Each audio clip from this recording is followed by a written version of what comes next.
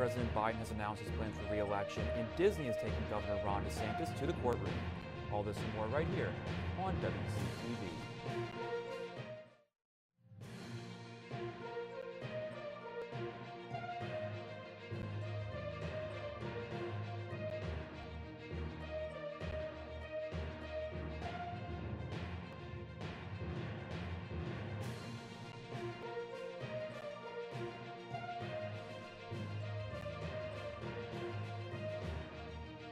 And now, your 5 o'clock news on Channel 14. Welcome back to Channel 14 News. I'm Michael Leaf. And I'm Rebecca Vaughn. On April 20th, Waynesburg University hosted a charity event to help kids in need. There was even a special appearance from a very special guest. WCTV's Tim Durkin has the story.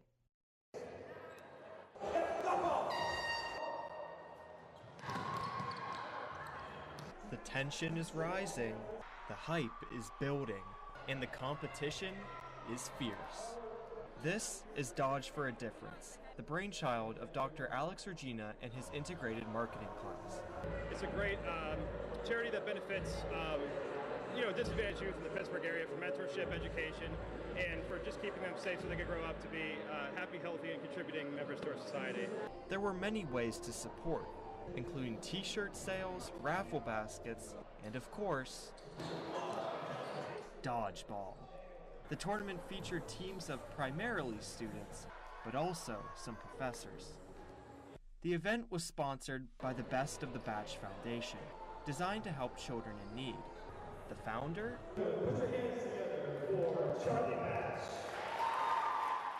Former Pittsburgh Steelers player Charlie Batch. After a little photo shoot, he made sure to express his gratitude. Some of the prizes included signed footballs from Batch himself. It's not every day you get a signed football. Throughout the entire event, one thing was clear. Despite the prizes, the shirts, the stickers, the tournament, the trophies, the glory, in the end, this was all for the kids. Reporting for Channel 14, I'm Tim Durkin. There's been a nationwide teaching shortage in recent memory, with some local schools feeling the pressure more than others. Keegan Robbie reports. Teachers are some of the most important people in children's lives. In the past decade, Pennsylvania has gone from over 15,000 certified teachers to now just over 4,200. Many people believe that teachers can immediately start teaching after they graduate. But in Pennsylvania, teachers are required to do a lot more assessments even after graduation. So you have to take the praxis your sophomore to junior, depending on the school you go to, which is a standardized state test that you have to take in order to even be considered to be an education major. So if you fail that, you can't even get into the education department of your school. Plus, there's multiple different certifications and tests you have to take before you can actually be a certified teacher. There are multiple causes of this shortage: money, hours, children's behavior, but one of the biggest reasons, you ask? Social media. There's a lot of things happening, like teacher quit talk, where teachers are getting on social media and speaking out about what it's really like in the classroom and the pros and the cons of it. And I think that probably has a really big influence on people thinking about going into education. For WCTV Channel 14, I'm Keegan Robbie. Stop right there! The Eco Stewards Club held its Dino Day event to educate students about our prehistoric friends. Micah Leith has the story. If you ask people around campus what day it was on Tuesday, they might have had a different response than usual. It's Dino Day. Let's hear it from the guest of honor. Rawr! What day is it? A Dino Day. It's held by the Eco Stewards and featured presentations by several academic departments. We have demonstrations on bioluminescent algae and Darwin's finches and the 6 modern mass extinction. We have food, we have geology exhibits. It's just honestly a lot. It brought dinos into the modern day to teach about extinction events. Looking back at history, we can, determine some things and then learn how we've evolved from there. The purpose is to teach people how to slow down the extinction of key species. I think it ties into just people loving the outdoors and loving nature. and just loving a part of it. And then, growing up and all the tours were dinosaurs and all the movies were about dinosaurs. In other words, know the history so that you can avoid that happening again. for WCTV, I'm Michael Leeds. That's all for local news. When we come back, we'll have news from around the nation.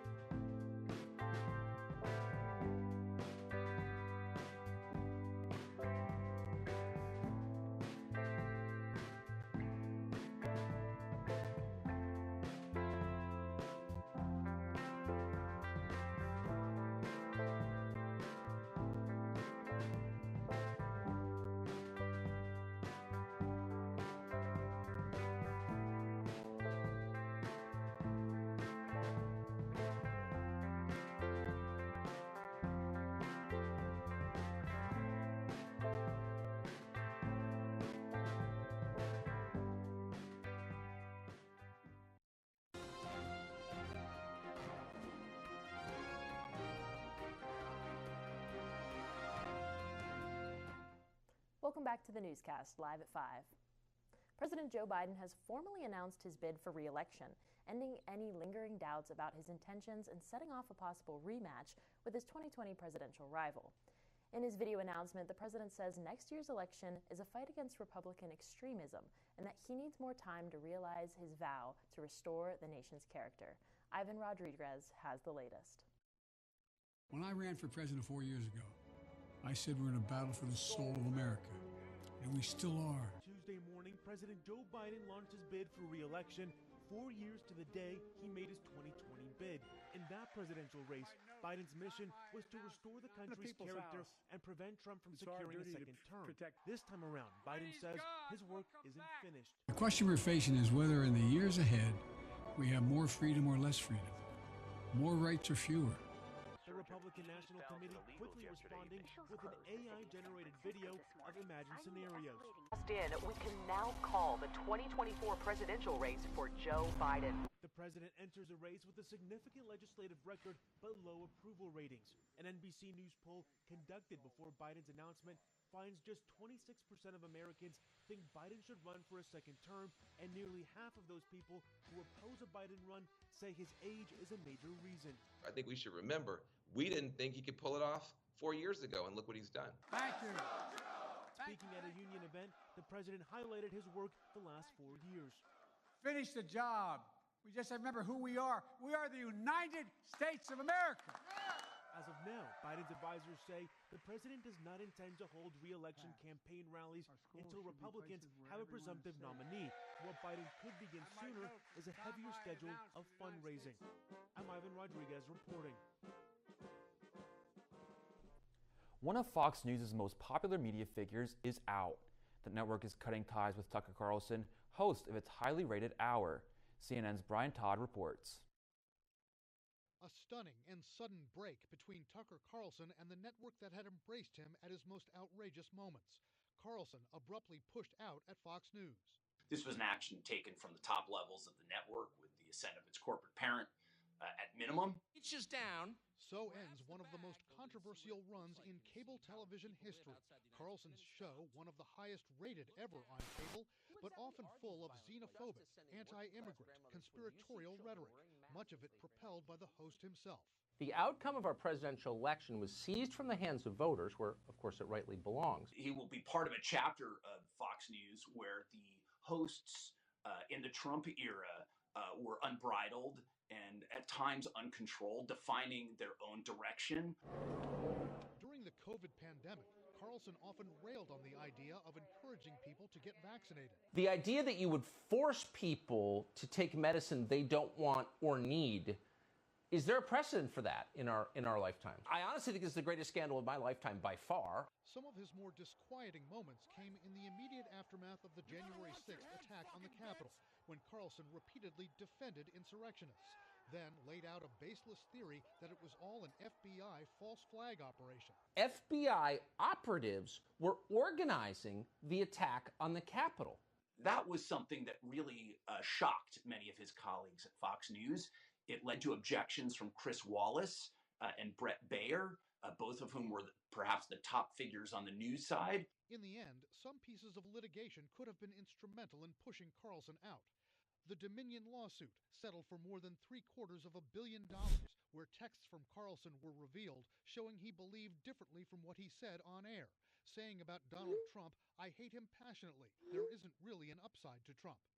And lawsuits filed by former Fox News producer Abby Grossberg against the network, claiming Carlson's show team engaged in rampant sexism, including texts she said were from Carlson using the C word to refer to former Trump lawyer Sidney Powell. Fox has said Grossberg's lawsuits were, quote, riddled with false allegations. This has been a tremendously, I think, painful, even traumatic experience for Fox News to see all their inner communications get splayed out in public. They are one of the most opaque institutions in American society for a very good reason, and that is they don't want people seeing in. Carlson has not responded to comments, but is unlikely to have a farewell show on the network. This man is apparently a fan of singer Billie Eilish, and he had a message for the singer that he took to the top of a television tower in California. The man climbed the 162-foot-tall KTLA tower in Hollywood on Tuesday. He held up a sign that read, "Free Billie Eilish," and played a guitar. No one knows what the man feels Eilish needs to be freed from. The 21-year-old singer is not in the custody of law enforcement or facing any criminal charges. Authorities shut down Sunset Boulevard as they tried to convince the man to safely come down. Walt Disney Parks and Resorts is suing Florida Governor Ron DeSantis and the board he appointed to oversee Disney's special taxing district. Disney says the Republican weaponized his political power to punish the company for exercising its free speech rights. The federal lawsuit was filed minutes after the board voted to nullify an agreement between Disney and the previous board in February, just before that board's dissolution. It's the latest escalation in the fight between DeSantis and Disney. For half a century, Disney has had control over the land around its Central Florida theme parks. The February agreement gave Disney development rights in the area for the next 30 years. DeSantis moved to take away that power after Disney's former CEO criticized a bill DeSantis signed banning discussion about sexual orientation and gender identity in certain elementary school grades. Before DeSantis' hand-picked oversight board officially took control from Disney, the old board passed measures rendering the new board mostly powerless. New legislation in the Senate aims to implement new ethics standards on the Supreme Court. A bipartisan pair of senators plan to introduce the Supreme Court Code of Conduct Act on Wednesday. Independent Senator Angus King and Republican Senator Lisa Murkowski are behind the bill, which would require the nation's highest court to enact its own code of conduct. The legislation would also require the court to lay out the rules on its website, name an official to handle complaints about violations of those rules, which could come from anyone, and then require that official to publish an annual report on action taken in response to those complaints. It is unclear if the legislation will garner bipartisan support. Republicans have generally not expressed the same level of concern as Democrats in regards to ethics regulation at the Supreme Court. The Supreme Court has faced mounting pressure recently to adopt a formal code of ethics similar to ones that appear in lower court federal judges. Pope Francis will allow women to participate and vote for the first time at an upcoming meeting of Catholic bishops in October. The meeting, known as Synod, normally only allows bishops to vote. Pope Francis on Wednesday approved guidelines that will expand participation and voting to include lay people and women. The changes allow for the participation of 70 non-bishop members. According to the Vatican Synod office, about half of those are women. A synod is a gathering of bishops which takes place at the request of the Pope to discuss a particular topic. It does not have the authority to set rules or change church doctrine, but it is a consultative body which votes on proposals for the Pope. That's all for national news. When we come back, it'll be Gwen Napier with your business and entertainment update. But first, we have Austin Bechtold outside with a quick look at the weather. A beautiful Thursday at Waynesburg University with highs in the upper 60s, but rain is in the forecast for the weekend and into finals week coming up at Waynesburg as the semester comes to an end. We'll have your full forecast coming up on WCTV. You're watching WCTV, where we aim to bring you the best local coverage of what you care about most. Everything from local businesses to hometown sports and the latest weather. We're keeping up to date with what you need to know about issues that affect our campus and our community. We're telling the stories that matter, celebrating our past, our future, and our potential. So tune in for all the latest buzz right here on WCTV Channel 14, Waynesburg.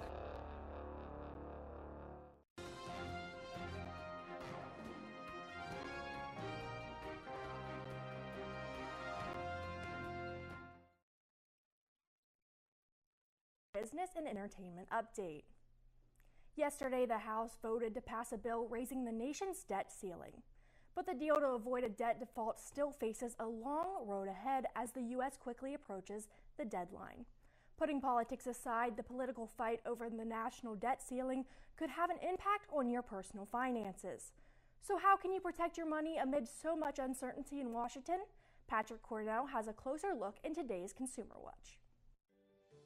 As lawmakers work to avoid the first ever U.S. debt default, what does it mean for your finances, and what can you do to protect your money amid all the uncertainty in Washington?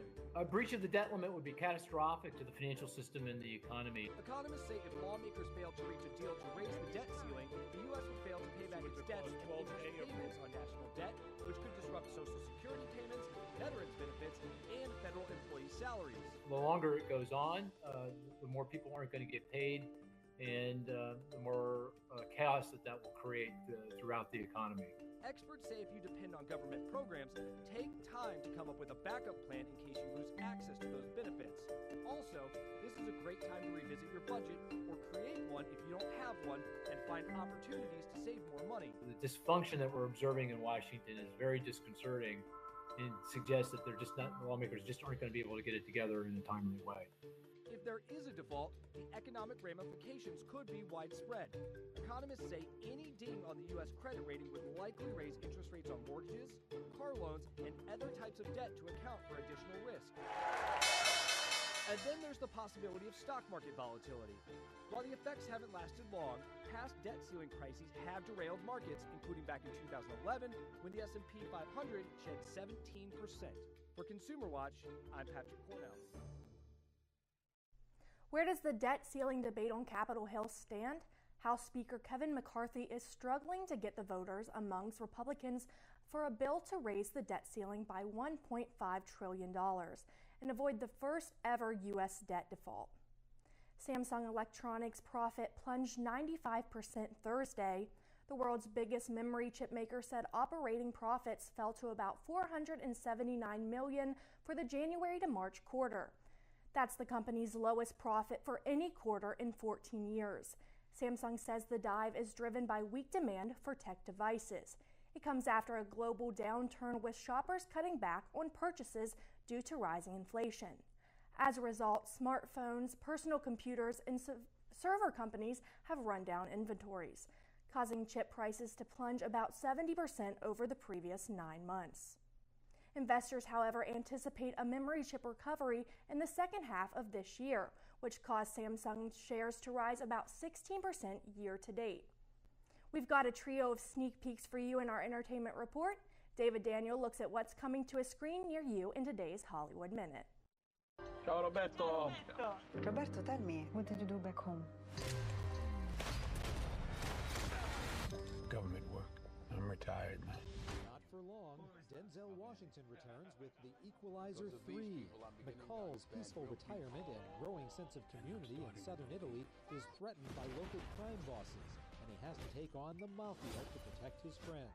The Equalizer 3 opens September 1st. It's safe to say you have zero talent or understanding of the game. Something not right about this guy. Well, he is white.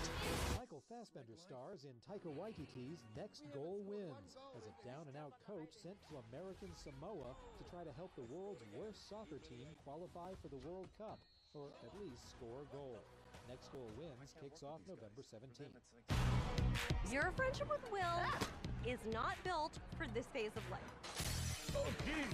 This is how a woman experiences a midlife crisis.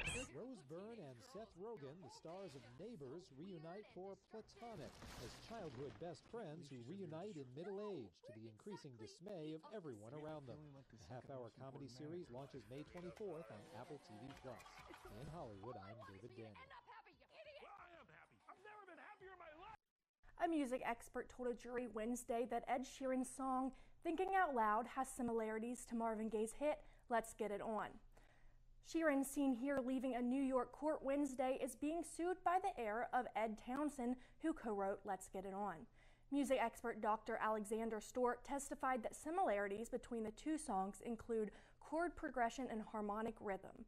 Plaintiff's attorney Ben Crump says Sheeran played his ballad and Gaye's song back-to-back in a medley during a concert. Crump called that moment a, quote, smoking gun, but Sheeran's legal team argues the sound used in both songs are basic musical building blocks common in pop music. That's all for business and entertainment. Up next is Joe Venzel in Waynesburg Sports.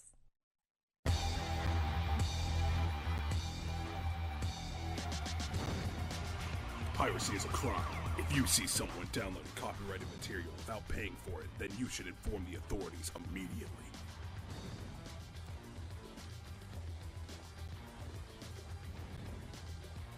If you download any copyrighted material from the internet without paying for it, then you should go to jail.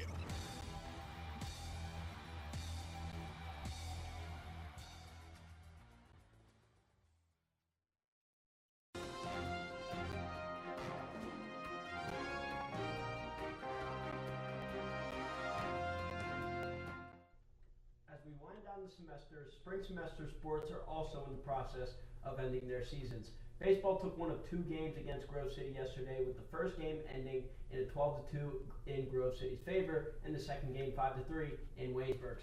The freshman Ethan Earhart gets the win for Waynesburg, and Engelmore, Bell, and Todd Berner tailed 2 hits each, while 5 different Jackets scored 1 run each. The team travels to Denison College on Saturday for a doubleheader in the last games of the season, as they are eliminated from playoff contention, game time at 4 o'clock.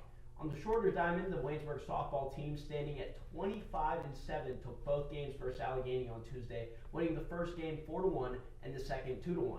Star pitcher Sidney Wilson pitched in a complete game, shutting down then the 24-8 Allegheny Gators.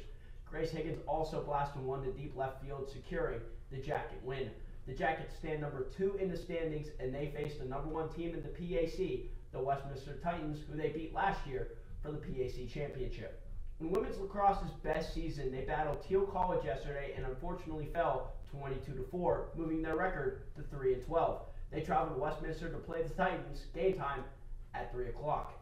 Track and field is participating in the PAC championships, and good luck to all the athletes participating today and tomorrow in their respective events. Finally, to wrap up the sports of the spring semester, the esports playoffs are in full swing, and Colson Liney is leading that charge. Liney got things rolling with a 3-0 win in his first match, this one coming against Mary Washington. After a 3-1 setback against Bryan and Stratton, the veteran leader kept his season alive with a 3-0 triumph against a competitor from Randolph-Macon. Liney is scheduled to battle an opponent from NJCU today. And that's all for Waynesburg Sports. Now, Austin Bechtold with the weather.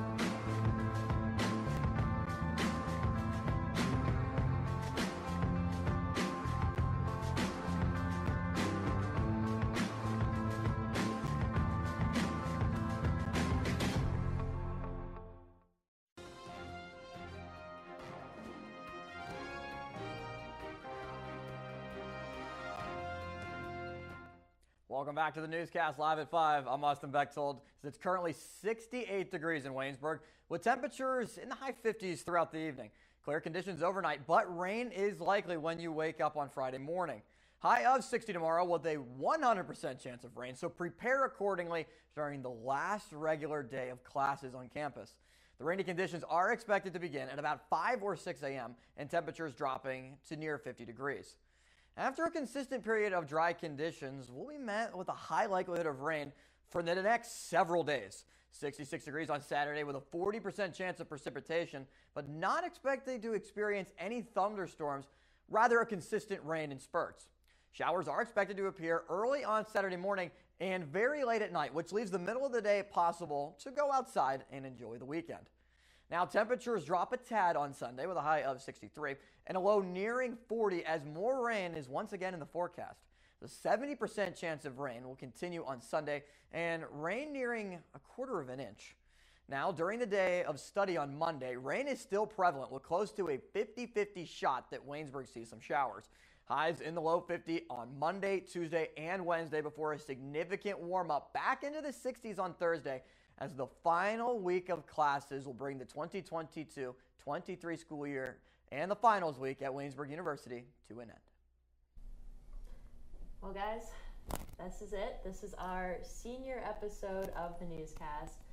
For most of us in the room, we will not be returning for the next semester because we will be graduating, heading out, starting our other jobs. It's been a lot of fun, guys. That's all I can say. I've really enjoyed working up here on the desk with everyone. Absolutely. Couldn't agree more. It feels so weird thinking 40 years ago we were sitting on this desk, first Newscast, and this is our last. It's amazing. Yeah, we've grown a lot. Well, thank you all for everything you've contributed, and thank you, the audience, for tuning in to Channel 14 News Live at 5. This is the last episode, but you can catch all of our previous episodes on YouTube at WCTV, Waynesburg University. And don't worry, next semester, the Newscast will be back live at 5 on Channel 14 News. Thank you all, and have an excellent night.